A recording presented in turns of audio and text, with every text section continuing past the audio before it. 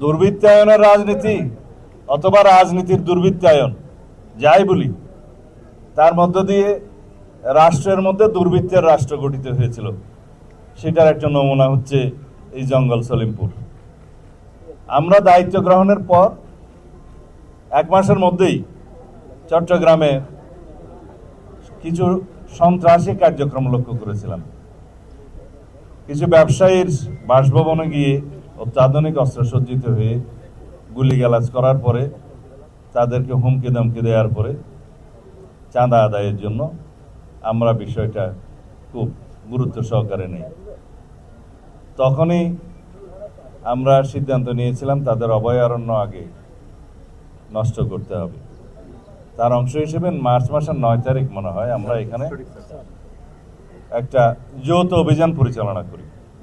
এখানে আমাদের police, RAB, BGB, সেনাবাহিনীর সমর্থন নিয়ে আমরা একটা ব্যাপক তল্লাশি অভিযান চালাই। কিছু অস্ত্র উদ্ধার হয়েছে এবং কিছু সন্ত্রাসী আটক হয়েছিল। তবে আমাদের লক্ষ্যমাত্রা অনুযায়ী আমরা সেটা করতে পারিনি। কিন্তু আমরা অবাক হয়ে গেলাম যে রাষ্ট্রের বিরুদ্ধে চ্যালেঞ্জ ঘোষণা করার মতো সন্ত্রাসীদের দুঃসাহস কিভাবে হলো। তারা এই রাস্তা কেটে ভেকু নিয়ে এসে, বুলডোজার নিয়ে এসে আন্ডার কনস্ট্রাকশন ক্যাম্প ভেঙে দেওয়ার সাহসটা পায়। তাদের সাথে কারা জড়িত, এই জায়গার জমি দখলের সাথে কারা জড়িত, এগুলো আমরা এখন ফাইন্ড আউট করেছি। আজকে 12টার সময় আপনাদের সাথে বা 12টার পরে কথা হতে পারে আবার সার্কিট হাউসে আমরা একটা সমন্বয় সভা করব সকল বিভাগীয় প্রধানদের নিয়ে।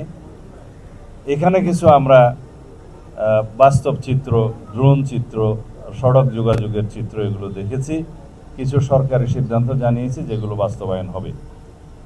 সলিমপুর ইউনিয়ন পাশে সীতাকুণ্ডের সাথে যোগাযোগ, ভাটিয়ারির সাথে যোগাযোগ, হাটহাজারী বাইপাসের সাথে যোগাযোগ এবং চট্টগ্রাম কক্সবাজার মহাসড়কের সাথে যোগাযোগ কিভাবে স্থাপন করা যায়, কিভাবে রোড নেটওয়ার্ক স্থাপন করা যায় এবং এখানে আমাদের যে পুলিশের জন্য, বিজিবির জন্য, র্যাবের জন্য, অন্যান্য বাহিনীর জন্য এবং সেনা নিবাসের জন্য কি কি ফ্যাসিলিটিস ক্রিয়েট করা যায় সেই বিষয়ে আমরা কথা বলেছি, এগুলো পরিকল্পনা করছি। তবে স্থানীয় অধিবাসী যারা বিভিন্নভাবে এখানে কোনো না কোনো কারণে বসতি স্থাপন করতে বাধ্য হয়েছে অস্থায়ীভাবে বা রিহেবিলিটেটেড হয়েছে বিভিন্ন কারণে, তাদেরকে কিভাবে পুনর্বাসন করা যায় সেটা আমরা একটা পরিকল্পনা করব। তাদের কাউকে এখান থেকে আপাতত উচ্ছেদ করা হবে না। আমরা জনগণের সরকার, জনগণকে কমফর্ট দেওয়ার জন্য আমরা আমাদের সমস্ত পরিকল্পনা করব। সুতরাং কেউ যদি এখানে ভীতির সৃষ্টি করতে চায় যে উচ্ছেদ করা হবে ইত্যাদি করা হবে, তারা যেন প্রশাসনের সাথে আগেই যোগাযোগ করে।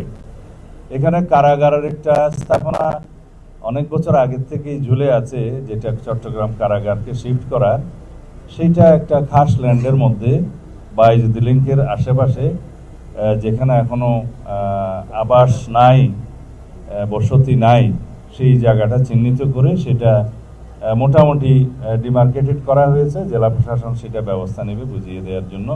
এটা প্রশাসনিক অনুমোদন অনেক আগেই দেওয়া হয়েছে। আপাতত এইটুকু আমরা আপনাদের সবার সহযোগিতা চাই। এই আলীনগর, জঙ্গল সলিমপুর এই জায়গাটা আর কোনো বিচ্ছিন্ন সন্ত্রাসীদের এলাকা থাকবে না, অভয়ারণ্য থাকবে না। এর আশেপাশে 2টা পাহাড় টিলা শ্রেণী আছে, একটা হচ্ছে বেতুয়া আর একটা চা বাগান। এই এরিয়াতেও সন্ত্রাসীদের আনাগোনা আছে বলে আমরা জানতে পেরেছি। এখান থেকেও তাদেরকে উচ্ছেদ করা হবে। তবে সাঁড়াশি এবং যৌথ অভিযানের মাধ্যমে, পরিকল্পিত অভিযানের মাধ্যমে সারা দেশব্যাপী মাদক, সন্ত্রাস, জুয়া এবং চাঁদাবাজি এই 4টাকে আমরা অ্যাড্রেস করব অত্যন্ত গুরুত্ব সহকারে। এগুলোকে আমরা নির্মূল করার চেষ্টা করব। তার জন্য আমরা আইনি সংস্কার করছি।